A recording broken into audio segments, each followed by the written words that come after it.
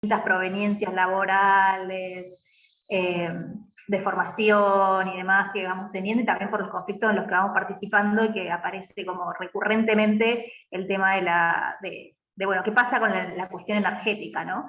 Y cómo vinculamos la energía con el capitalismo y con los modelos de transición que se pueden ir abriendo en ese camino, y que se vuelven cada vez más necesarios, más pensando en la profundidad que está teniendo estos últimos años la crisis climática, y cómo los combustibles fósiles son un componente central para pensar, para esa crisis, para profundizar la crisis, ¿no?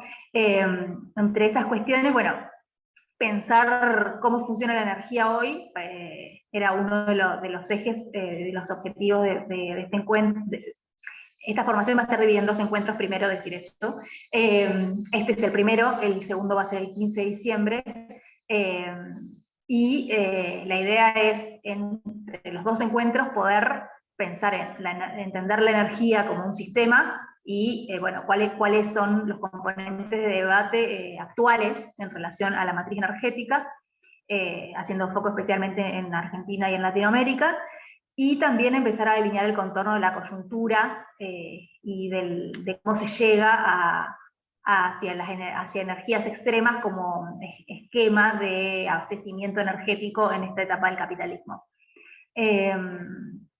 Entre estas cuestiones, bueno, la idea sería tener como ir sentando como algunos acuerdos en relación a eso, para poder ir construyendo esa mirada compleja, para ver cómo funciona el sistema energético, también incluir, bueno, cuál es el problema de fondo. ¿El problema de fondo son las fuentes energéticas, o cuál podríamos identificar como el problema de fondo?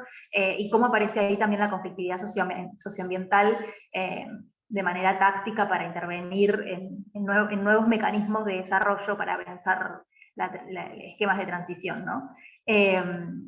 En el medio, bueno, siempre tenemos el debate sobre la energía nuclear, así que sí, van a ser cuestiones que vamos a ir abordando, ya sea entre quienes disponen o en el momento del debate. Hoy particularmente van a exponer, bueno, Diego Pérez Roy, que es investigador de CONICET, podemos decir, es investigador de CONICET, recientemente notificado. Estamos muy contentos por eso. Y que, bueno, lo invitamos a participar para que cuente un poco la relación entre la energía y el capitalismo. Va a exponer, bueno, Felipe, que sobre el sistema energético, que ya lo conocemos. Podemos decir igual que también es becario de CONICET, que participa en el Observatorio Petrolero Sur. Y Fer, sobre energías extremas y cambio climático, que también integra el Observatorio Petrolero Sur. Sabemos que nos venimos nutriendo mucho de los debates que van teniendo, y que cómo vamos articulando ahí los debates, compartiendo los debates, para también fomentar la discusión política dentro de Marabunta. Bueno, y ellos van a exponer en ese orden, digamos, en el que los dije recién, y en particular, en el encuentro de hoy, el objetivo sería que podamos ver cómo se da el proceso de la matriz energética y se constituye como un sistema, y cuál es el momento actual en el marco del capitalismo, y del capitalismo argentino y de América Latina, y discutir el momento energético actual y las energías extremas. Estos serían como los 2 objetivos para el encuentro de hoy. Bueno, no sé si alguien quiere agregar algo de esto a la presentación que yo me haya olvidado, que me haya pasado. Pero si no, podemos empezar con Diego, y arrancamos. Bueno, gracias. Hola a todos y a todas. Muchas gracias por la invitación. Felipe me invitó a la formación y me pidió si podía exponer acerca de, bueno, cómo entender desde el marxismo la relación capitalismo-energía. No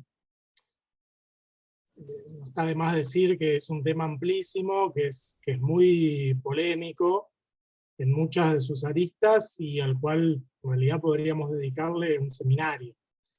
Yo voy a presentar una lectura posible, que de ningún modo puede considerarse la única, dada la complejidad del tema y también las limitaciones de mi propia formación. Por las restricciones de tiempo, la exposición, aclaro que va a ser bastante esquemática,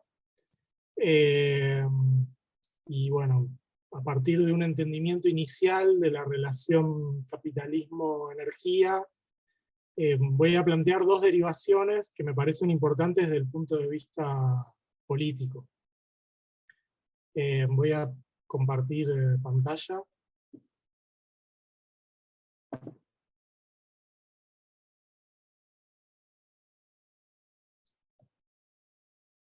Ahí se ve. ¿Sí? Sí, no se ve maximizado, se ve solo. Ahí ahora, sí. Ahí estamos. Ahí sí. Bueno, la exposición la voy a estructurar a partir de tres ejes. En primer lugar, la naturaleza mercantil de las relaciones capitalistas de explotación, como un punto de partida necesario y que permite entender la insaciabilidad energética del sistema. En segundo lugar, como primera derivación política, el rol del Estado como garante, entre comillas, del abastecimiento de energía en cantidades, calidades y precios que puedan considerarse adecuados. Y en tercer lugar, voy a hacer algún comentario sobre lo que creo yo que es el hilo rojo que une a las luchas que se dan en el ámbito de la producción con aquellas que se oponen a los mecanismos expropiatorios del capital. Para arrancar, a mí me parece interesante recuperar un textual de Cristina Fernández de 2010, en el marco de una reunión que mantuvo con representantes y portavoces de los pueblos originarios que participaron del contrafestejo del otro bicentenario, en 2010. Ahí en una reunión que mantuvieron, Cristina, frente a los reclamos de las comunidades, muchos de los cuales tenían que ver con las consecuencias de la explotación de hidrocarburos en sus territorios, les dice: el petróleo es una cosa que la necesitamos también, porque yo quiero contarles, como presidenta de la República Argentina, que si no tenemos petróleo lo tengo que importar. Y si lo tengo que importar, tengo que destinar muchos recursos que podría destinar para otras cosas. Si lo encuentro acá en el país, es mejor para todos. Si hay petróleo en un lugar, los que están allí tienen que ser, en todo caso, llevar a ese contingente de compañeros a otro lugar exactamente con las mismas características y condiciones. Pero no podemos dejar de sacar el petróleo porque lo necesitamos para poder desarrollarnos, para poder vivir. Básicamente les estaba diciendo, si hay petróleo en los territorios de sus comunidades, ustedes se van a tener que, en la mejor de las suertes, se van a tener que ir de ahí. Me parece interesante este textual y muy significativo, porque yo creo que muestra, desde la óptica de la personal del Estado, en este caso la presidenta de la Nación, aunque es algo que también se puede considerar para la sociedad en su conjunto, digo, me parece que el fragmento muestra cómo el vínculo entre reproducción social y consumo de energía se presenta en el capitalismo como una cosa objetiva, ¿no? Y que sea objetivo quiere decir que es algo que se encuentra más allá de nuestro control, que se nos impone como una fuerza externa y que nos obliga a adoptar determinadas decisiones. Y con este comentario en realidad no busco exculpar a Cristina por la barbaridad que dijo, sino que, digamos, tan solo pretendo presentar la operatoria de una lógica social que constriñe la acción de los sujetos, ¿no? Más allá de sus buenas o malas intenciones. Entonces la primera pregunta que surge es, digamos, ¿de dónde aparece esta objetividad? ¿Por qué nuestra sociedad se ve espoleada a consumir más y más energía para aspirar al desarrollo, por qué existen territorios, comunidades, formas de producir y de relacionarse que inexorablemente deben ser sacrificadas. En la lectura que yo he intentado construir de estas preguntas, creo que la respuesta hay que empezar a desarrollarla a partir de, como les decía antes, la naturaleza mercantil de la relación capitalista de explotación. Cuando nosotros examinamos la estructura de la relación de capital desde un punto de vista lógico, encontramos, como está ahí plasmado en la diapositiva, en primer lugar, un nexo social primario constituido por el intercambio de cosas o de mercancías, ¿no?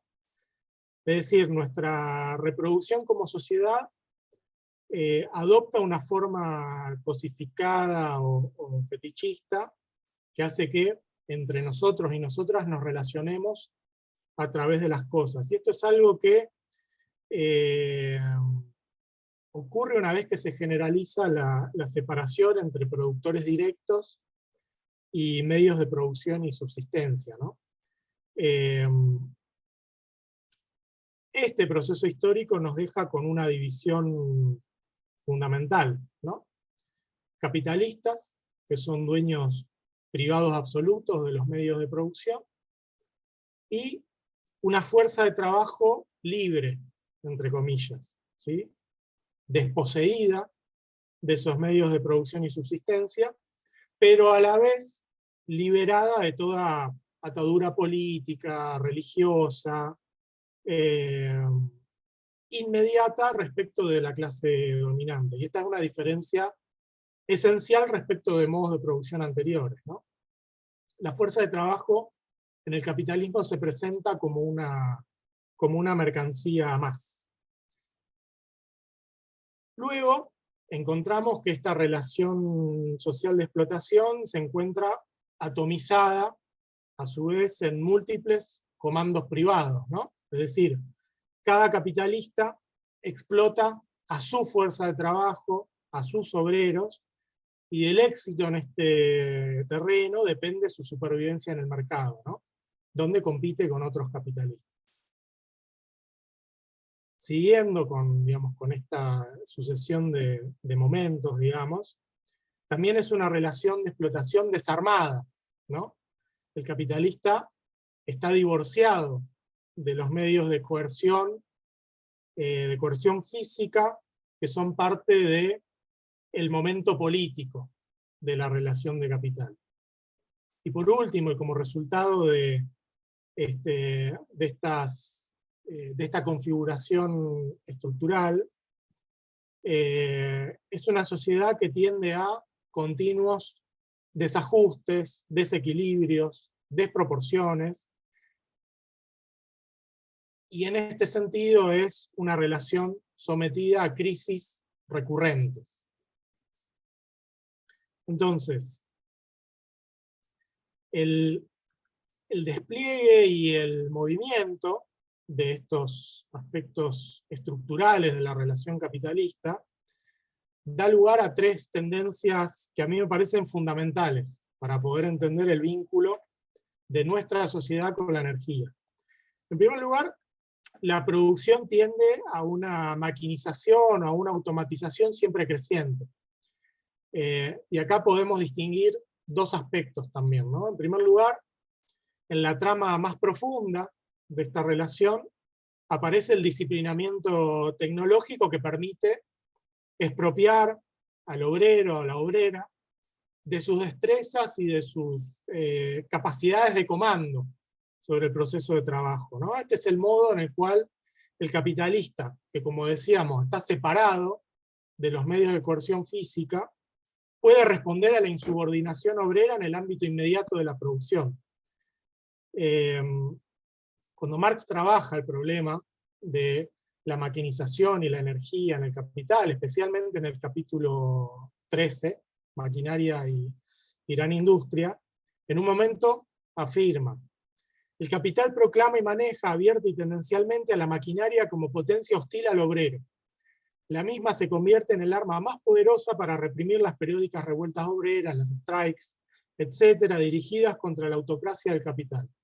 Según Gaskell, la máquina de vapor fue desde un primer momento un antagonista de la fuerza humana, el rival que permitió a los capitalistas aplastar las crecientes reivindicaciones obreras, las cuales amenazaban empujar a la crisis al incipiente sistema fabril. Se podría escribir una historia entera de los inventos que surgieron desde 1830 como medios bélicos del capital contra los amotinamientos obreros. Digo, esto aparece, como les decía, en el Capital. También pueden rastrearse observaciones de esta naturaleza en otros materiales preparatorios, ¿no? Como los cuadernos tecnológicos. Entonces, retomando el hilo, el sistema fabril se complejiza, y eso tiene como resultado que las y los trabajadores son descalificados, se convierten en apéndices vivientes del sistema de máquinas, se vuelven más vulnerables frente a las periódicas reestructuraciones del capital. Podemos encontrar múltiples ejemplos históricos de cómo espera esta arma, ¿no?, en manos del capital, y de las transformaciones que producen la composición de la clase trabajadora, ¿no? La aparición del obrero masa, propiciada por el Fordismo, Taylorismo, la cadena de montaje, ¿no? Digo, aspectos muy bien retratados en la película, ¿no?, en tiempos modernos. Luego, siguiendo, ¿no?, un nivel más superficial, aparecen ya las leyes de la competencia y la constricción que ejercen sobre el capitalista individual, ¿no?, obligándolo a producir por producir sobre la base de una acumulación progresiva, ¿no?, es decir, sobre la base de una inversión creciente que le permita ganar productividad y competitividad. En segundo lugar, el capital también es una fuerza expansiva, ¿no?, que tiende a apoderarse y a subsumir, bajo su lógica, todo aspecto de la vida social y natural. Y el último gran salto que digamos, tuvo lugar en este sentido, se dio a partir del proceso de internacionalización del capital y de las políticas neoliberales implementadas a partir de mediados de la década del 70, tras lo cual puede decirse que se mundializó el modo específicamente capitalista de producción, o sea, la explotación de trabajo asalariado, ¿no? Esto es algo que observamos en las ex repúblicas soviéticas, en China y en los países del sudeste asiático. Y como correlato de lo anterior, el capital también desarrolla el círculo de consumidores, lo expande, y también desarrolla un sistema de necesidades materiales y espirituales cada vez más amplios, ¿no?, y que también dependen de una producción de objetos materiales siempre creciente y cada vez más acelerada. Entonces, las contradicciones internas del capitalismo lo empujan, por un lado, hacia una reestructuración periódica y una creciente complejización de los procesos productivos, ¿no? Como les decía, pensemos en las últimas revoluciones tecnológicas, pensemos en la sustitución de trabajadores y trabajadoras por máquinas y computadoras, pensemos en la deslocalización de la producción, ¿sí?, en el hecho de que un producto ensamblado tiene piezas producidas en diversas partes del mundo. En segundo lugar, los saltos de productividad del trabajo se traducen, como les decía, en el lanzamiento de un volumen siempre mayor de objetos de uso al mercado. Cada vez se producen más mercancías que deben ser consumidas más rápidamente, y al mismo tiempo se expande y acelera la circulación, ¿no? Hay un mayor tráfico de mercancías desde lugares cada vez más remotos, y esto sucede en todos los rubros, ¿no?, desde la tecnología hasta la producción y el consumo de alimentos. Entonces, la propia reproducción de la relación capitalista se ve continuamente impulsada a revolucionar y ampliar su base material, ¿no?, una base material de la cual no puede desprenderse.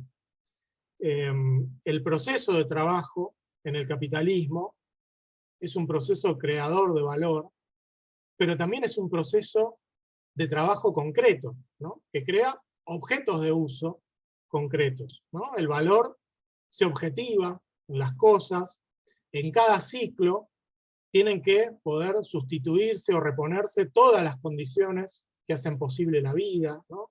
Es inexorablemente un proceso material. Marx es un observador muy atento de esta materialidad, en la medida que ella incide en las posibilidades de reproducción del capital. Por ejemplo, como les decía, en ese capítulo del Capital, hace un análisis muy interesante de cómo se va desarrollando la maquinaria, cómo empieza a revolucionarse el instrumento de trabajo, desde la máquina herramienta hasta llegar al mecanismo motriz, y acá es donde hace una serie de comentarios sobre las implicancias de la máquina de vapor, por ejemplo, ¿no? Entonces dice, como en todos los procesos similares de trastocamiento, lo que inclina decisivamente la balanza es la sustitución del hombre por la máquina de vapor. El empleo de la fuerza del vapor, bueno, tropieza con una serie de obstáculos, se va perfeccionando, eso permite mejorar el sistema de máquinas, desarrollar la cooperación obrera en el espacio de trabajo, reunir a más obreros, bueno. Entonces, de la mano de esto, inevitablemente, de la generalización del empleo de la máquina de vapor en la producción y en el transporte, vienen las primeras mutaciones importantes de la matriz energética, ¿no? Que en este momento pasa a depender crecientemente del carbón.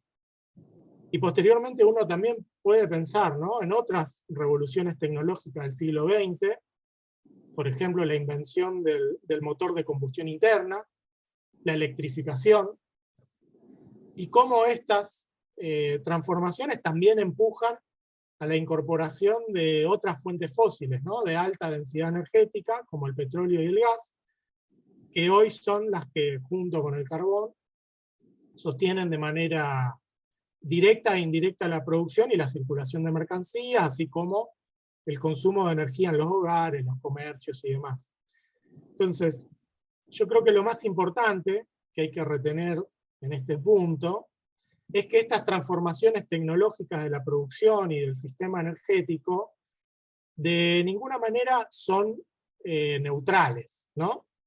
Desde el punto de vista de clase, sino que se desarrollan como el contenido o como la base material que el capital pone en tanto condición de su propio despliegue, ¿no?, su propia reproducción. Y en este sentido es importante poder pensar a lo social y a lo tecnológico no como articulados de manera externa, sino como una tela sin costura, ¿no?, como formando un único entramado. Y en este tejido, que en definitiva es la historia, el antagonismo obrero y la lucha de clases cumplen un rol fundamental. Bueno, acá esto es lo que estaba diciendo recién. Entonces, paso a la primera derivación más política de toda esta lectura. Desde el punto de vista de una exigencia potencialmente... Sí. Te quedarían 5 minutos. ¿Vos crees que Dale. vas a poder terminar? Si no, tomate un tiempo más, no pasa nada, pero... Me apuro, pero dale, sí, sí. Desde el punto de vista de una exigencia potencialmente infinita, el sistema está sometido a una escasez energética crónica, ¿no?, en cierto sentido. Históricamente, esta progresiva y cada vez más compleja necesidad se fue configurando como parte de un conjunto de condiciones generales, ¿no?, de la acumulación de capital.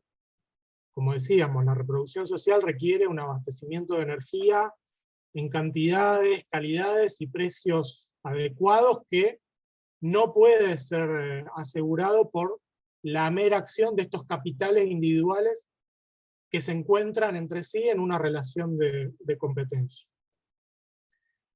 por distintos motivos, ¿no? Por ejemplo, es preciso asegurar el acceso a los recursos, cosa que muchas veces ocurre por la fuerza, ¿no? Pensemos en la invasión de Estados Unidos a Irak. Es necesario desarrollar periódicamente nuevos métodos de producción acorde a los desafíos naturales, técnicos y económicos de la producción, ¿no? Que seguramente es algo de lo que van a hablar Felipe y Fernando después. Es necesario garantizar un suministro por debajo de los costos de producción a determinados sectores económicos o grupos sociales, ¿no? Entonces, todo este conjunto de factores torna objetivamente necesaria la intervención estatal en este ámbito, lo cual no quiere decir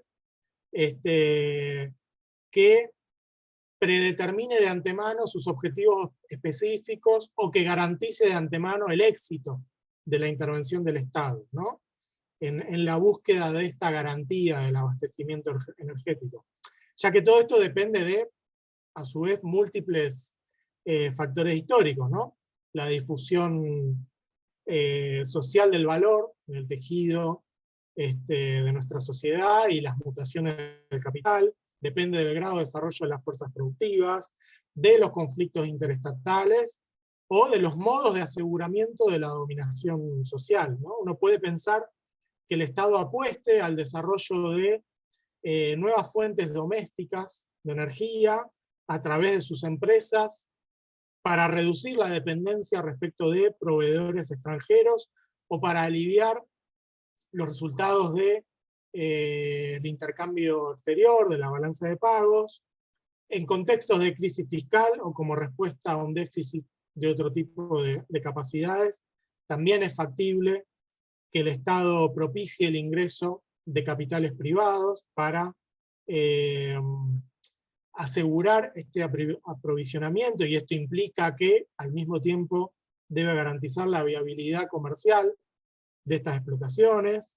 Por otro lado, los precios pueden fijarse, como les decía, ¿no? Políticamente para mejorar el ingreso de cierto sector de la población, para impulsar el consumo, para abaratar la producción local y brindarle competitividad a la economía nacional.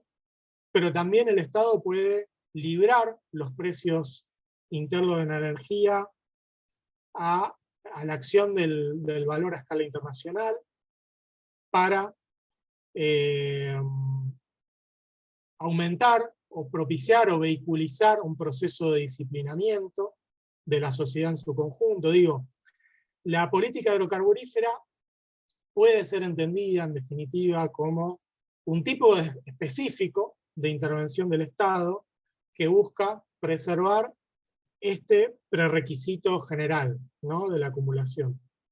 Pero esto solo ocurre, si es que ocurre, en el marco de distintas contradicciones históricas, ¿no? Que atraviesan al Estado, el Estado siendo entendido como una forma también, ¿no? De la reproducción de las relaciones capitalistas. La segunda derivación política de todo esto, que a mí me parece importante, tiene que ver con las dos caras que tiene el proceso de reproducción de la acumulación de capital. Y acá yo me apoyo fundamentalmente en la acumulación de capital, que es un trabajo de Rosa Luxemburgo, ¿no? Allí ella examina estas dos caras, ¿no? Por un lado, observa cómo la acumulación de capital se desenvuelve en los sitios de producción de plusvalía, ¿no? En todos aquellos lugares en los que impera la explotación del trabajo asalariado. Y por otro lado, introduce algo que es interesante para esto que estamos conversando, que es que da cuenta del reverso de este proceso de reproducción, que tiene que ver con las formas que asume la relación entre el capital y aquel, dicho entre comillas, mundo exterior no capitalista, ¿no? Y ahí dice Rosa en este trabajo, aparecen aquí sin disimulo la violencia, el engaño, la opresión, la rapiña, ¿no?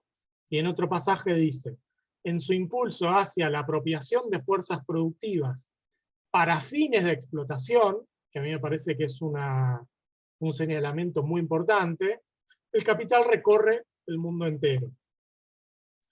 Este es un texto de 1915, o sea, tiene más de 100 años, y en todo este periodo el mundo cambió mucho, ¿no? Y varios de los presupuestos del enfoque de Rosa Luxemburgo ya no se verifican, ¿no? Para empezar, a esta altura son muy limitadas las transacciones que el capital establece con formas de producción no capitalistas por el propio proceso de mundialización que les comentaba al principio, ¿no?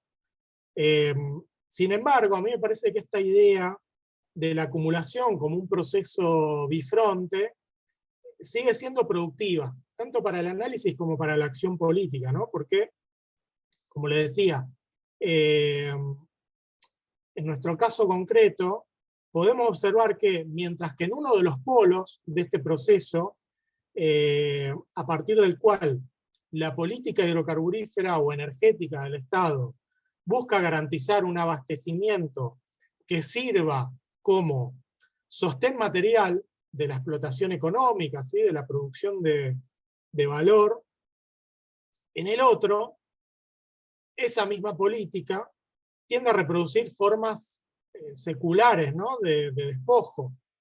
Lo vemos recurrentemente con las comunidades mapuche y no mapuche, que son afectadas por la expansión de la frontera hidrocarburífera, ¿no? Y este es un aspecto que se refuerza en la medida en la cual los métodos de extracción o de apropiación de estos recursos se vuelven cada vez más agresivos debido al agotamiento de las fuentes convencionales, ¿no? En los territorios de extracción impera, ¿no? La destrucción de la naturaleza y de las relaciones sociales que por distintos motivos aparecen o se muestran como incompatibles con la modalidad de apropiación de estos recursos energéticos, ¿no? Y esta destrucción está sostenida por una periódica apelación a la violencia. Entonces, para cerrar y sintetizar, como le decía, en la estructura de la relación capitalista, yo creo que están contenidas las tendencias que derivan en una voracidad energética sin límites, ¿no? El disciplinamiento tecnológico, que impulsa a una tecnificación, una maquinización creciente de la producción, y que opera como medio para sofocar el antagonismo obrero en la esfera de la producción, y para poder triunfar en la competencia intercapitalista. La propensión expansiva del capital, en su apoderamiento y en su búsqueda de subsunción de toda forma de vida social y natural, y la ampliación del sistema de necesidades y la aceleración del consumo. En segundo lugar, el abastecimiento de energía en cantidades, calidades y precios adecuados, que es algo que no puede garantizar por sí misma la mera acción de los capitales en competencia, y que por este motivo aparece como una función general históricamente asumida por el Estado, aunque bajo diferentes formas y sin un éxito garantizado de antemano. Y finalmente, el anudamiento de la explotación económica y la apropiación de los recursos energéticos por medio de lógicas de despojo o de desposesión, ¿no? La destrucción de los territorios de extracción que obedece a estas necesidades materiales de la acumulación de capital, ¿no? Y el desafío que se abre a partir de eso, y que se nos presenta como la necesidad de articular políticamente y en perspectiva anticapitalista ambos polos y ambos tipos de luchas. Bueno, cierro por acá y la seguimos, pues. Gracias.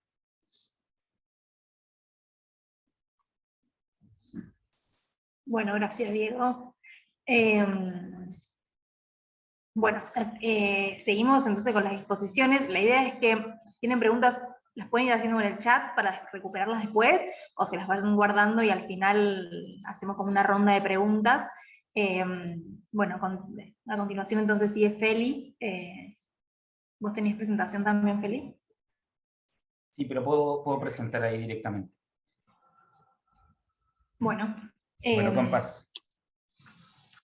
Eso iba a recordar un poco, iba a recordar lo que ibas a hablar vos, que ibas a hablar del sistema energético en particular. Sí, la verdad que, nada, gracias Diego por la intervención y Lore por la presentación. La verdad que me dan ganas de correr un poco el eje de mi presentación para dialogar un poco más con la de Diego, pero bueno, capaz que lo podemos hacer un poco más también en el momento de las preguntas. Contarle igual que Diego, con Diego estamos haciendo un trabajo, un proyecto en un barrio en donde tiene presencia el FOL en Fisque, y con compas de la Universidad de Comahue también, o sea, con un espacio de la Universidad de Comahue. Estamos trabajando en la cuestión de feminización de la pobreza y pobreza energética con delegades ahí del barrio Altabarda, en Fisque. Y digo esto porque me parece importante también como ir pensando, bueno, de qué manera hacemos política con esto, ¿no? Y ahí hay como varios elementos que hemos ido pudiendo construir, digamos, nada, el solo hecho de ponerse a pensar un taller y discutir pobreza energética, por ejemplo, acceso a la energía desde un barrio, son cuestiones como muy relevantes, bajando estas ideas, ¿no? Voy a compartir una presentación. Quiero advertir que algunos compas ya la conocen porque han estado en algunas actividades o del OXUR o que hemos trabajado en algunas regionales. Así que bueno, nada, me van a tener que escuchar que me repita con algunas cosas. Ahí Lore me avisa si se está viendo. ¿Eso es una foto en este momento? Sí, se está viendo. Una foto del interconectado. Quiero centrar mi intervención en la cuestión del sistema energético, como a partir del marco que da Diego, como tres grandes ideas para pensar a partir de esta intervención. Una es que pensemos la energía como un sistema, es decir, con una complejidad que no solo tiene fuentes, sino también tiene niveles de consumo. Una segunda, que el sistema energético que tenemos es un resultado histórico de una cuestión natural, que es como se busca habitualmente decir.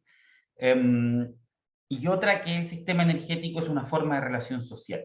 Entonces, quienes quedan dentro y fuera son parte de las dinámicas del capitalismo. Me parece que, nada, eso, que es relevante pensar desde estas perspectivas para que le demos una vuelta, ¿no? En torno a, bueno, ¿qué significa la energía? Una cosa más, que también es relevante, la energía es algo como muy complejo de pensar, incluso desde la especie humana, previamente al capitalismo, ¿no? Nuestra especie tiene la capacidad de captar energía exosomática, energía que no es del propio cuerpo, porque también nosotros nos movemos con energía que producimos o que obtenemos a través de los alimentos, ¿cierto? También a través del sol. Pero además las distintas sociedades humanas han tenido la capacidad de captar energías por fuera. Y el capitalismo, como antes decía Diego, tuvo una base, digamos, energética no fósil durante muchos años, ¿no? Prácticamente 3 siglos del capitalismo fueron de base agraria, fundamentalmente a partir del consumo de leña, a partir del consumo de viento, ¿cierto? En los molinos, pequeños aprovechamientos hídricos. Básicamente esa era la estructura energética del capital, hasta los combustibles fósiles. Para pensar el modelo energético actual es importante pensar en las distintas fuentes que están presentes dentro del sistema energético. Las fundamentales son los combustibles fósiles, el gas, el petróleo y el carbón. Son energías que no son renovables y cuya quema genera gases de efecto invernadero, que son los principales causantes del cambio climático. El gas y el petróleo están contenidos en conjunto. Cuando se los saca en un pozo, tienen distintas concentraciones, pero en general eso, vienen en conjunto. El gas históricamente no tuvo grandes aprovechamientos, solo en las últimas 4 décadas se utiliza de manera masiva, es decir, durante mucho tiempo se consumió petróleo y el gas se venteaba simplemente, se perdía, ¿no? Esto no solo en la Argentina, sino en todo el mundo. Otra fuente muy relevante en la Argentina es la energía nuclear. Después existen ¿cierto? La separación de un átomo, que mucho de la electricidad que se produce, en el fondo terminan siendo turbinas que son movidas el movimiento de turbinas, ¿no? Eso también ocurre con, por ejemplo, los distintos tipos de aprovechamiento hidroeléctrico. Dentro del mundo de las hidroeléctricas tenemos las grandes centrales hidroeléctricas, ¿cierto? Itaipú, Yacyretá, El Chocón, que son ciertos lugares que se represan y se permite el paso de cierta cantidad de agua para el movimiento de una turbina, pero también hay pequeñísimos aprovechamientos hidroeléctricos, agua, etc. ¿no? Hay todo un mundo de los agrocombustibles, algunos de ellos se producen, se hace un proceso similar al refinado del petróleo, ¿cierto? Se pueden consumir como un tipo de combustible. Y están las energías renovables. Antes hablé también del carbón, que es prácticamente inexistente en la matriz energética argentina. En general, todas estas cuestiones, todas estas fuentes primarias, ¿cierto?, pasan por centros de transformación. El gas va pasa por un tratamiento, digamos, que le permite ser separado y generalmente conducido a través de caños para el consumo dentro del país. El petróleo a refinerías, muchas veces va a través de oleoductos o a veces también a través de camiones. Cierta parte también del petróleo que se produce en la Argentina se exporta crudo incluso, o sea, no tiene un proceso industrializador detrás. Las refinerías en el país ya ni sé cuántas son porque siempre me pierdo, pero bueno, las más importantes son las que están en Ensenada, hay una en Dock Sud, hay otra en Campana, hay una en Bahía Blanca, hay otra importante en Plaza Winkle, en Luján de Cuyo, en Salta, y después hay un par más, pero que son más chiquititas. Eso es parte del entramado industrializador del petróleo, ¿no? Bueno, como decía entonces, ¿cierto? Aquí son convertidas, ¿cierto?, a fuentes aprovechables. Hay otras cosas, tengo que hacer este paneo muy por arriba, entonces hay otro aprovechamiento que se pueden hacer con estas cosas. Por ejemplo, existe una industria petroquímica que no viene del refino de nafta, sino que es una utilización de otra forma, digamos, del petróleo, ¿no? La mayoría de las otras fuentes, aquí Luján el otro día me marcó claramente que no hice esta línea, pero porque me olvidé simplemente, la energía nuclear también, pero la mayoría de estas fuentes, ¿cierto?, terminan yendo a centrales térmicas. El 60% de la electricidad que se produce en el país viene de la quema de combustibles fósiles en centrales térmicas. Es decir, buena parte de la electricidad que tenemos también viene de combustibles fósiles.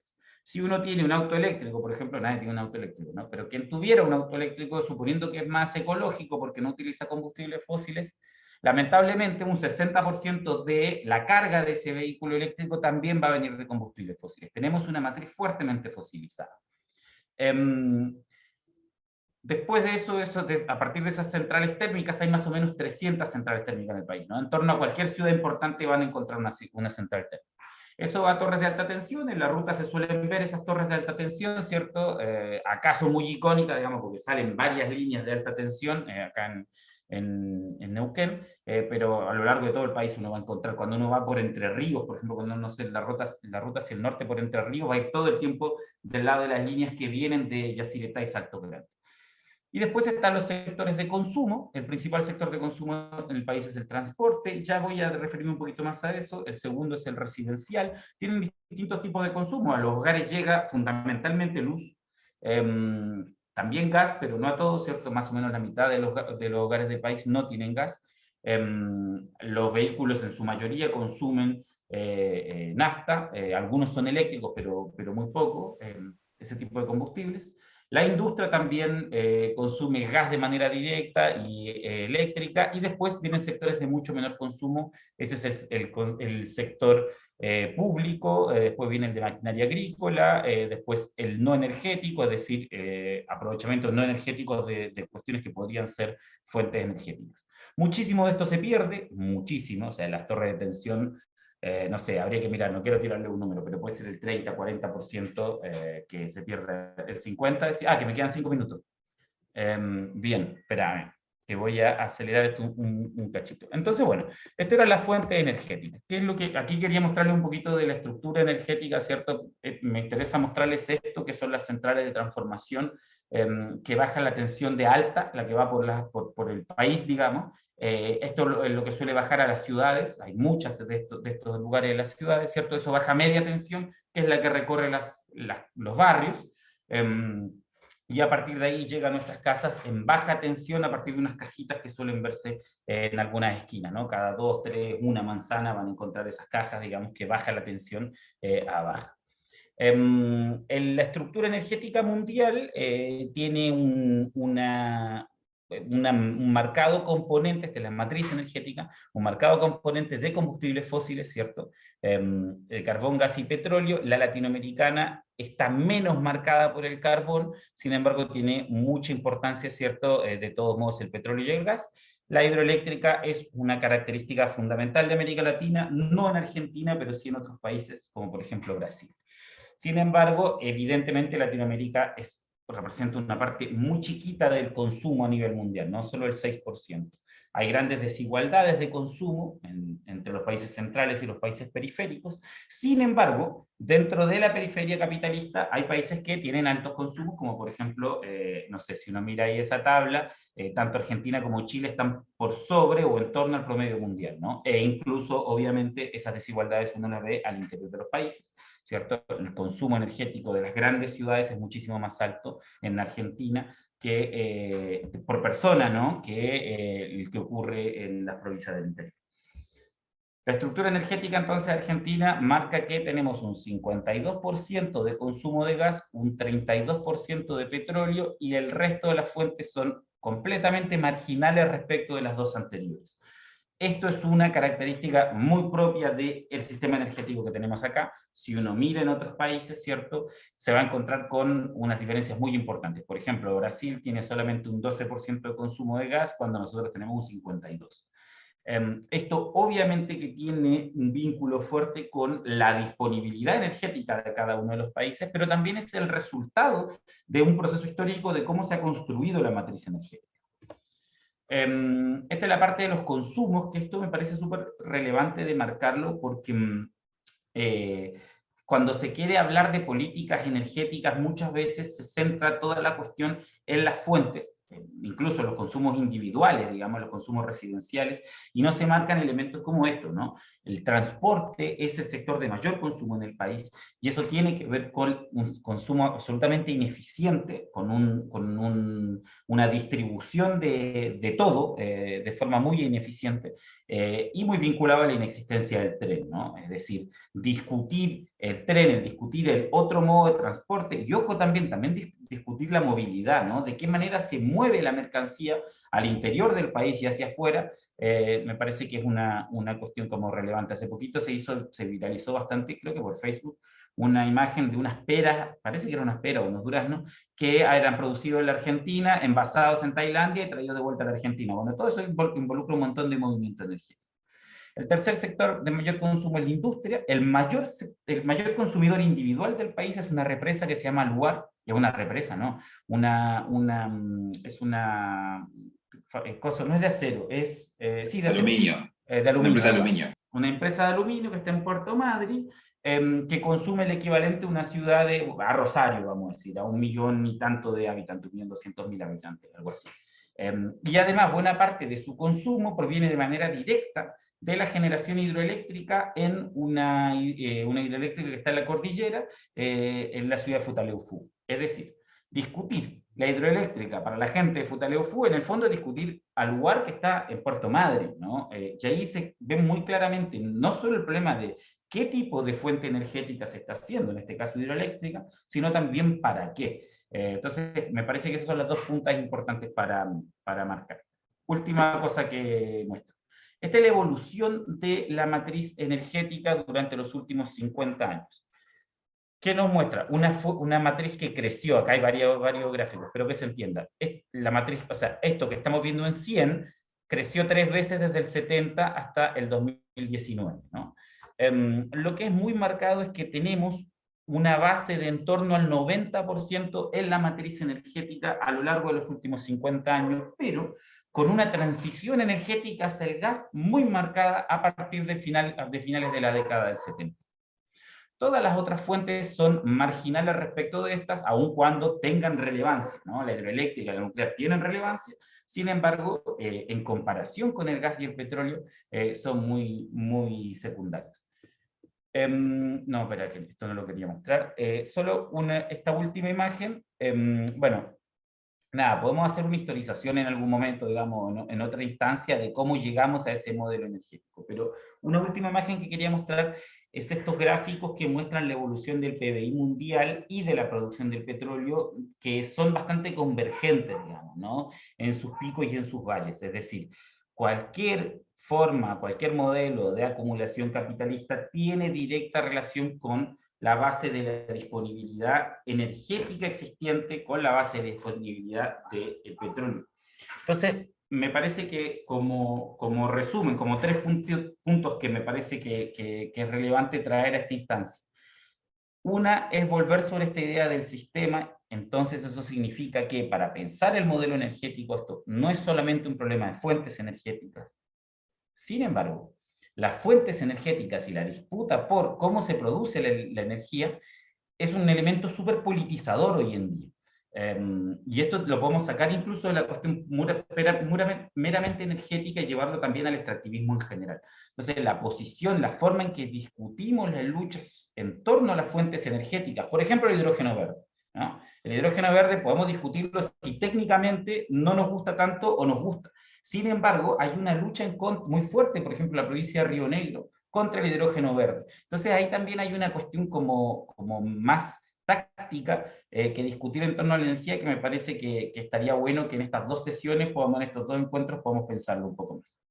Entonces vuelvo, no es solamente un problema de fuentes. La transición energética, y acá ahora el FER va a volver sobre temas de cambio climático y energías extremas, es urgente. Sin embargo, hay un debate sobre qué es la transición energética, me parece que sobre eso también es relevante que nos pongamos. Y por último, esto que muestra este gráfico, ¿cierto? Que discutir la energía es discutir la base del capitalismo, es discutir la forma en que se concibe un modelo productivo. Entonces, cualquier lucha en torno a la energía es una lucha también trascendente dentro del modelo político actual que tenemos. Eso con más.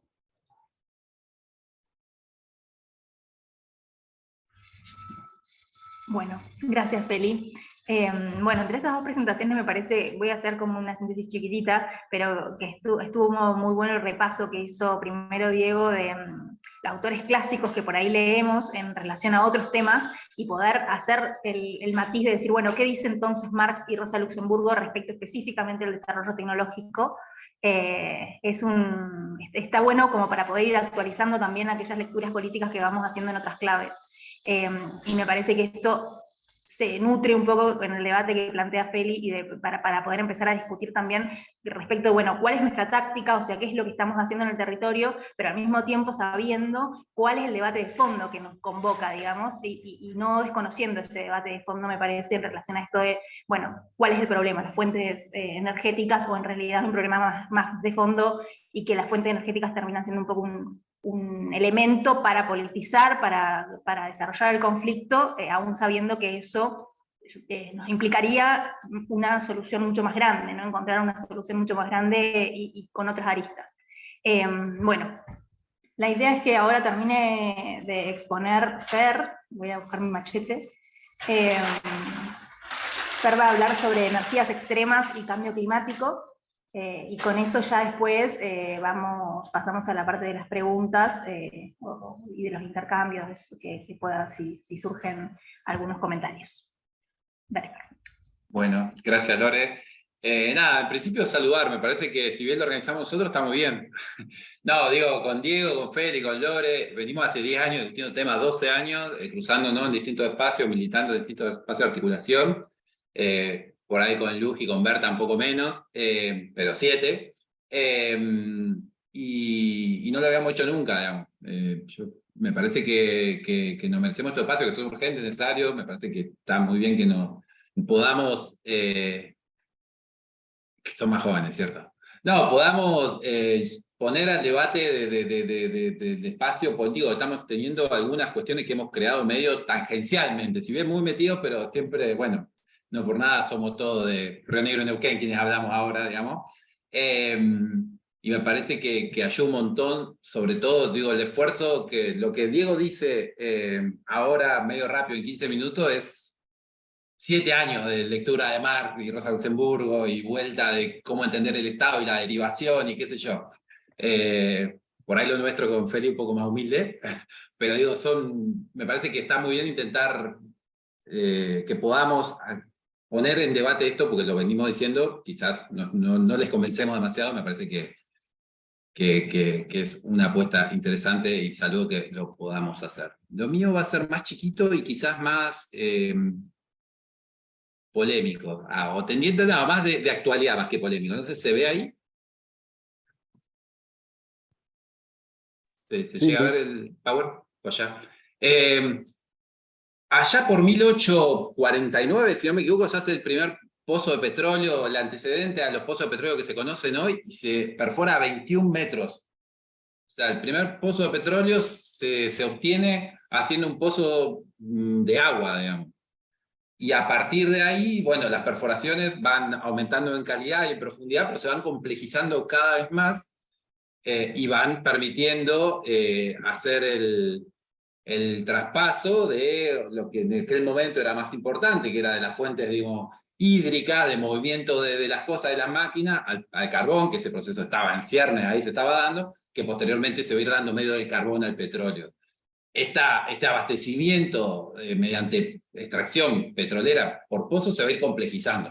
Y después los pozos van a ser cada vez más profundos, lugares más inhóspitos, van a tener cada vez más necesidad tecnológica para poder, van a estar ser presurizados, van a estar inyectarle presión, básicamente. Bueno, distintas cuestiones que van complejizando. Los que tenemos un poco más de años, no tanto, menos que un poco más que Luji y Berta, nos acordamos que en los 90 digo, había un debate medio permanente de que en cualquier momento llega el pico del petróleo, y un poco en Argentina eso se constató. A partir del 98 la producción argentina de petróleo llega a un pico, y en 2004, 2003, 2004 la de gas, digamos. A partir de ese momento empieza a caer la producción petrolera, pero es algo que estaba ahí en ciernes, digamos, ¿no? Que estaba en cualquier momento, y habría que ver, hay un debate si no se llegó al pico de explotación global de petróleo convencional. Pongámosle que no. Pero en este camino, ciertamente, el aprovisionamiento de las fuentes accesibles, fáciles, se va complejizando y cada vez se va avanzando sobre lo que algunos denominan energías extremas, que son energías ya donde la cantidad de energía necesaria para sacar una unidad de energía son mayores, la intervención sobre los territorios son mayores, los riesgos ambientales son mayores, los daños ambientales son mayores, ni hablar que cada vez cuesta más dinero sacar esa unidad de energía, digamos. Acá hay dos fotos que no se ven muy bien, pero la primera es lo que se llama explotación de crudos extrapesados, que son crudos que se obtienen como se obtenían antes, con la diferencia de que son tan pesados que hay que licuarlos, digamos, que hay que inyectarle calor de tal manera de que permita que salga por un pozo. Lo de al lado es otro tipo de explotación de otro tipo de hidrocarburos, pero que se explota como una minería de superficie, una minería de arena, que son retrometiéndole y llevándose puesto esa especie de arcilla o de asfalto de la superficie, que bueno, después se trabaja, digamos. Son procesos de extracción energéticos que son mucho más complicados, caros, nocivos, que los que conocimos, o que por ahí la idea del pozo medio bucólico de Texas de los años 20, digamos. Uno hacía un pocito sencillo y se encontraba con petróleo casualmente. No me acuerdo cuánto, pero el primer pozo en Argentina, o sea, a los 60 metros, no sé, en Rivadavia, como en Rivadavia, el primer pozo se hizo muy superficialmente. Hoy en Vaca Muerta se está explotando a 3.000 metros bajo la superficie, pero ahí después vamos a eso. Estos son dos formas. Otra formita que nos parecía relevante traer, no estaría pudiendo cambiar la imagen. Otra, digo, es todo lo que tiene que ver con la explotación offshore. Esto es una imagen vieja, pero ahí vemos cómo enfrente de Río de Janeiro se fue avanzando en distintos tipos de explotación, donde en el 2003 había entre la base, digamos, entre la plataforma y el subsuelo marino, donde se empezaba a hacer el pozo, digamos, ahí había que llegar por la lámina de agua había 1886 metros, digamos. Ahí buscando una noticia, no busqué demasiado, quizás hoy ya hay una más profunda. El año pasado, digamos, hoy están perforando 2.300 metros una lámina de agua y después casi 5.000 metros de una lámina de sal. O sea, para llegar, están haciendo 7.000 metros de perforación para llegar a extraer petróleo, casi 8.000 metros. A 150 kilómetros de la costa, lo cual eso implica también una serie de infraestructura, una serie de logística. En Mar del Plata están queriendo hacer algo similar a 300 kilómetros, digamos, una serie de complicaciones técnicas para hacer lo que en el 49 se sacaba con un pozo de 21 metros. Un poco de ese tipo de explotación, cada vez más compleja, más difícil, se empieza a hablar, que es la explotación al polo, porque los reservorios naturales, convencionales, están se están agotando, y si no se están agotando, están en un momento complicado y están en lugares difíciles de acceder. Digo, en Medio Oriente, Rusia, digamos, distintos lugares donde políticamente, más allá del recurso, no es tan asequible para Occidente, pongámosle, para nuestros países. Estamos avanzando sobre formación energética que, bueno, eso, más compleja, difícil, riesgosa. Entre esas tecnologías, entre esa capacidad, aparece la explotación de fracking, que, bueno, quizás la habitual en Argentina, o la gran vuelta de rosca que le encuentra al desarrollo hidrocarburífero nacional, importada de Estados Unidos, vis a vis lo que había pasado 7, 8 años antes allá, que implica un montón de complejidades técnicas distintas a las que le expliqué. Básicamente se perfora hasta la roca no permeable, hasta la geología que no es permeable, como eran los pozos tradicionales, es decir, que no hace falta, no alcanza con el pozo y que la propia presión del subsuelo saca el hidrocarburo, sino que hay que romper ese pozo, hay que generar la permeabilidad de la roca. Eso se hace mediante la utilización de agua, químico y arena. No nos vamos a meter en eso, podemos avanzar si alguna le interesa después. Pero me parecía que no era interesante esta intervención, pero ciertamente se enraiza, se vincula con esas otras formas de más compleja energía. Si antes hacíamos un pozo hasta el 2011 y salía petróleo, hoy hay que hacer un pozo horizontal, vertical, después horizontal, después inyectar millones de litros de agua, con millones de litros de químicos, con 300 camiones de arena, para lograr un resultado energético con la subsecuente generación de un montón de residuos, bueno, un montón de intervención en la superficie y demás. De eso hablamos muy someramente cuando decimos fracking. Energías extremas por un lado, energías extremas en Argentina por otro. Fracking, hoy fundamentalmente Vaca Muerta. Ya han realizado fracking en Chubut, en Santa Cruz, están avanzando en Tierra del Fuego todavía incipientemente, excepto en Santa Cruz. El resto, o sea, hay muy pocos pozos. En Santa Cruz no sé cuánto hay, pero hay un yacimiento de cierta importancia, de Urnequian, si no me equivoco, con algunos pozos, con 100, 150 pozos de tight gas. Pero bueno, básicamente hablar de Vaca Muerta, hablar de Neuquén, hablar del norte de Neuquén, es eso que está ahí en Bordeaux, y básicamente lo que queremos mostrar acá es toda la infraestructura necesaria para que esa piedra de 150 veces la superficie de Capital Federal, 147 veces la superficie de Capital Federal, tenga sentido, digamos. O sea, hacer el pozo, sacar el hidrocarburo, implica, por ahí lo que Feli mostraba con esa cadena de vinculaciones, una serie de interacciones previas, incluso, porque por la cantidad de insumos necesarios, hay que extraer hasta la zona de explotación un montón de cosas, pero después también llevarlo a la casa, llevarlo a la refinería y demás. Y eso configura un territorio, para hablar de Vaca Muerta, que vincula como mínimo a 7 provincias, y bueno, los países limítrofes como mínimo, digamos, sin hablar que está pensando en armar puertos de exportación de gas, que se está exportando buena parte del crudo que se está trayendo de Vaca Muerta, una novedad absoluta. Históricamente Argentina exportó crudo que no podía refinar desde Chubut, y hoy se está exportando, los últimos números es que se exporta más crudo de Neuquén que de Chubut, digamos.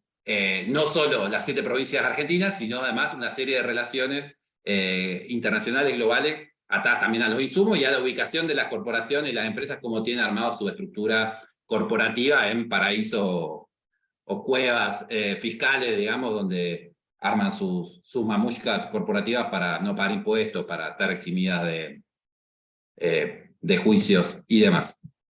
Esto es solo una idea, territorialmente. Pero en términos de la masa de producción, Feli decía, la matriz energética argentina depende en un 52%, según el último dato, del gas. Lo que vemos arriba es el consumo de gas nacional, en azul lo que está el gas convencional, el gas que históricamente se generó, y vemos cómo, bueno, no está el 2004, pero viene bajando aceleradamente, que cuando aparece Vaca Muerta, ya por el 2012, empieza de alguna manera a reemplazar ese gas convencional, sin llegar todavía a dar vuelta la curva, digamos, medio que aguanta que no siga cayendo. Los últimos números dan cuenta que un poco elevó la producción, y lo que está en un color más oscuro es todo lo que está importando Argentina. El gas en Vaca Muerta, entendía no solo como la roca Vaca Muerta, sino como todas las formaciones no convencionales. Hay una roca que se llama Vaca Muerta y otra que se llama de otra manera, digamos, pero son más o menos lo mismo. Implica algo así como el 56% de la producción nacional, del consumo nacional de gas. Y en petróleo, con un nivel menor, digamos, va pasando algo similar, digamos. El 42% de la matriz energética de Argentina proviene de esta única piedra. Lo que vemos un poquito más en letras es un poco cómo queda representado en términos de las cuencas históricamente productivas de Argentina esta dependencia. Hay 5 cuencas donde históricamente se produjo hidrocarburos, se extrajo hidrocarburos en Argentina, digamos, en el noroeste, y la cuyana, que pasan a estar prácticamente inexistentes en su importancia, la neuquina, que toma una relevancia sustancial. Ahí lo que está es la participación de la cuenca neuquina en la totalidad de la matriz, de la energía, digo, el 53% total de la energía nacional, el 63% de la totalidad del gas viene de esa cuenca. Y después, bueno, la cuenca del Golfo San Jorge, el sur de la provincia de Chubut, el norte de la provincia de Santa Cruz, y la cuenca austral, básicamente, los pozos que hay offshore, somero, a muy poca distancia de la costa y a poca profundidad en Tierra del Fuego, serían las 3 fuentes energéticas actuales de relevancia del país, y esto convierte a que toda la infraestructura, es decir, básicamente todos los caños que se llevan los hidrocarburos donde se extrae Neuquén, Río Negro, Mendoza, hacia donde se consume, fundamentalmente Bahía Blanca, Buenos Aires, no den abasto, digamos. Y ahí viene toda la rosca y el debate sobre, se consume o se exporta, pues se exporta mucho por Bahía Blanca, la necesidad de ampliar la cantidad de caños en Argentina, la cantidad de caños que hay en el país. Esto era un debate grande, una demanda importante, pero desde que asumió Massa para acá, se empezaron a concretar, si bien el gasoducto de Néstor Kirchner era medio previo a eso, venía un debate grande, digamos, se empieza a concretar con Massa, pero después de Massa se anuncia que se va a duplicar la capacidad de transporte del oleoducto del Valle, digamos que es el oleoducto más importante del país, a la vez que se amplía el periodo de concesión que vencía en 2027, se empieza a evaluar un oleoducto que está abandonado desde el 2006, que exporta crudo a Concepción, desde el norte de Neuquén a Concepción. Se anuncia, todavía en términos muy lábiles, y como vamos a estudiar qué pasa, pero lo anuncia el presidente, el acuerdo con Petronas para generar el puerto de exportación de GNL. Se da vuelta la 3308, una ley rionegrina que impedía generar infraestructura petrolera en la costa rionegrina, y a los 2 días de eso YPF anuncia un ducto que va a ir de Neuquén a la costa rionegrina para generar un puerto de exportación en Río Negro, un puesto de crudo. Digamos, a la vez, en este periodo también, se aprueba la nueva traza, o la teoría, digamos, de cómo se va a reformular el tren que vincula Añelo, que va a vincular Añelo y llega hasta Zapala, pero sería de Bahía Blanca a Neuquén, digamos. Todo esto que ya se había visto, se había intentado hacer, no se había podido hacer, y se aprueba ese acuerdo. Digo, todo esto en 4 meses. La guerra habilita, por un lado, que el precio de los hidrocarburos esté muy caro, entonces lo que antes era medio imposible hacer, conseguir 1.500 millones de dólares, si no lo haces ahora, si no lo pones en el ducto, lo va a pagar el año que viene importando gas, entonces eso de alguna manera genera la posibilidad, y bueno, la lógica, la posibilidad de poner el caño, digamos, de invertir para poner el caño, y por otro lado la perspectiva de generar un polo a Argentina como una fuente de generación de divisas o de nutrir a Europa de energía que hoy no está teniendo al precio que tiene, moviliza todos estos cambios que, como les digo, se dieron de agosto a la fecha. Hay que ver cómo avanzan, cada cosa de esta es una pelea, digo, se anuncia un montón de cosas que nunca se concretan, Pero todo eso está bastante en camino. Ni hablar que, bueno, hay beneficios para las corporaciones, para las compañías, para que exporten, inviertan y demás. ¿Cuál es el problema de la energía para el gobierno nacional? Básicamente que se va mucha plata importando energía. Ese sería el gran discurso nacional. Digamos, el año pasado salieron casi 3.000 millones de dólares por compra, salieron más de lo que ingresaron por la compra de hidrocarburos. 5 minutos, ok. De un intercambio comercial favorable a Argentina de 14.000 millones de dólares, 15.000 millones de dólares. Ese sería el discurso nacional para el cual dicen, bueno, necesitamos, por un lado, no consumir para no importar, y ahora, posguerra en Ucrania, ahí vamos a exportar para obtener dólares. Por eso Vaca Muerta va bien, es una joya, y vamos a meter los caños que haga falta, por eso necesitamos offshore para suplir esta salida de dólares, que además ya no va a suplir solo la salida de dólares, que lo va a generar porque van a aumentar de manera sustantiva las exportaciones, al precio que tienen, lo van a generar más dólares, va a ser Vaca Muerta un nuevo campo, se dice, lo han dicho, digamos. Lo dijo el macrismo, lo dice el gobierno actual. Bueno, sí. ¿Qué vemos? ¿Qué estamos viendo ahí? Y ahí paso a los problemas de esta argumentación. Estamos viendo cómo dos tipos distintos de lógica con la cual funciona, o de resultado con los cuales funciona la inversión petrolera. La primera, la que está en azul, es la inversión en términos no convencionales de fracking. Hay una respuesta muy rápida, uno invierte y rápidamente los pozos empiezan a dar resultados, pero uno deja de invertir y rápidamente los pozos dejan de dar resultados. Entonces hay una atadura muy con un año de diferencia de procesos de inversión y de desinversión. Al otro lado vemos cómo fue la lógica convencional, donde había claramente en los momentos de inversión un aumento de la producción, pero una producción que caía cuando uno dejaba de invertir paulatinamente. Esto genera una dependencia muy grande a los procesos de inversión. Sostener la matriz energética en un 50% de la mano de Vaca Muerta hace que todo el tiempo haya que estar generando procesos de inversión.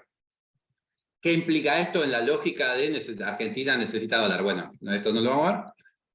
Que en algún momento esos dólares, que en general son ingresos como préstamos de compañías asociadas a la misma empresa en Uruguay, en Luxemburgo, en Delaware, en Islas Vírgenes Británicas, Tecpetrol y Islas Vírgenes Británicas le presta Tecpetrol Argentina, pero para un año, para que invierta, para que Fortín de Piedra sea el éxito que es, un yacimiento de gas, pero rápidamente ese dinero tiene que volver.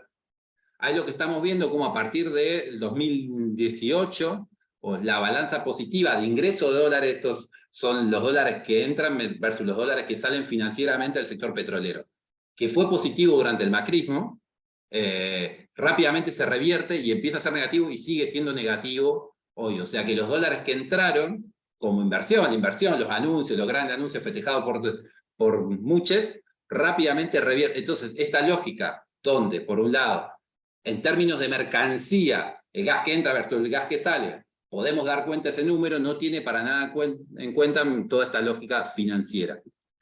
No está el número acá estructurado, pero en lo que va del gobierno de Alberto, se fueron por gastos energéticos 13.500 millones de dólares, dato de hasta octubre o hasta septiembre, 13.500 millones de dólares, de los cuales 6.000 millones de dólares, un número muy grande, fue por compra de energía.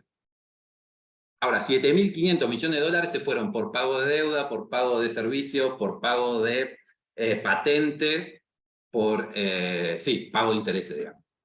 Entonces, toda la cuestión financiera vinculada con la explotación, ¿dónde se van los dólares? Que traen las petroleras, y por qué quieren llevarse los dólares, y por qué buscan que se flexibilice la posibilidad de llevarse los dólares, ¿por qué esto? Porque se llevan muchos dólares, digamos. Bueno, y ahí es un argumento medio más doméstico, si se quiere, pero de discusión con la lógica más que Vaca Muerta va a permitir que el gas de los argentinos venga de un pozo argentino y no tengamos que gastar dólares importándolo. Finalmente, y para terminar, porque era un poco la premisa, en estos días el gobierno salió fuertemente, esta es una nota vieja, pero es la que encontré, digamos, a decir que Argentina emite solo el 0,7, el 0,8, se dijo ahora, de los gases de efecto invernadero a nivel mundial, cosa que es cierta, en general los rankings hablan de ese número, Por otro lado, hay una deuda, si se quiere, histórica, en el sentido del primer mundo ha quemado y consumido mucho, y eso es una política que el gobierno nacional ha levantado mucho de decir, ellos ya se desarrollaron, nos toca a nosotros, pero cuando vamos a ver los números un poco más, cuando desagregamos eso, Argentina está al nivel 21, 23 a nivel mundial de emisiones, es decir, más o menos como está en su ubicación del PBI, o sea que alguna responsabilidad tiene, claramente emite mucho menos que China, que Estados Unidos, que Alemania, pero no es menor lo que hace. Por otro lado, el gobierno ha argumentado de que, bueno, Vaca Muerta es una generadora de gas, y el offshore también lo vendió un poco así, como vamos a generar gas, vamos a ayudar a la transición, porque el gas es un combustible que emite menos dióxido de carbono que cuando se quema, que el crudo, cosa que es cierta, y por esto mismo es un gas de transición, un gas que va a permitir que, sosteniendo una matriz hidrocarburífera, como es la actual, nos va a permitir caminando hacia matrices más sustentables, descarbonizadas, con menos quema, con menos emisiones de gases de efecto invernadero. Lo cual omite todo otro gas que está muy más asociado al gas que con el crudo, que tiene que ver con la emisión de metano, digamos, toda la fuga y emisiones de metano quedan por fuera de ese cálculo tan benevolente para con el gas, y que puesto en la balanza, realmente el gas no pasa, no deja de ser tan positivo en su mirada verde. Y finalmente lo otro, digamos, como la vinculación argentina, es que si Vaca Muerta es realmente el segundo reservorio mundial de shale gas, el cuarto de shale oil, esto se explota, digamos, la tendencia va a ser que esas emisiones cada vez sean más importantes y por lo tanto, digamos, que aporte de manera sustantiva al cambio climático. Sobre lo del gas, digamos, y la transición del gas, un poco lo que decía Félix, ¿no? Más ya Argentina ya está gasificado, no es un país que necesita gasificarse. Frente a ese discurso, el gobierno lo que dice, bueno, pero vamos a ayudar a que Brasil, a la transición de Brasil, de otros países, para que consuman menos carbono, menos crudo, y de esta manera colabora. Digo, Argentina ya tiene más de una matriz, más del 50% de gas, por lo tanto, pensar que el gas va a ser un combustible puente es medio estar discutiendo un discurso que viene de otro lado, que es claramente, digo, esto apareció hace 2 años en el gobierno nacional, y una cosa que hace 10 años se discute en Europa, que el año pasado la Unión Europea, un organismo de la Unión Europea, lo reconoció como tanto al gas como a la nuclear, como fuentes verdes de energía o algo así. Habría que avanzar un poco más sobre eso, no tengo la idea, pero digo, como energía que había que acompañar. Bueno, nada, más verborrágico, menos estructurado que el resto de las intervenciones, pero hasta ahí. Gracias, Fer.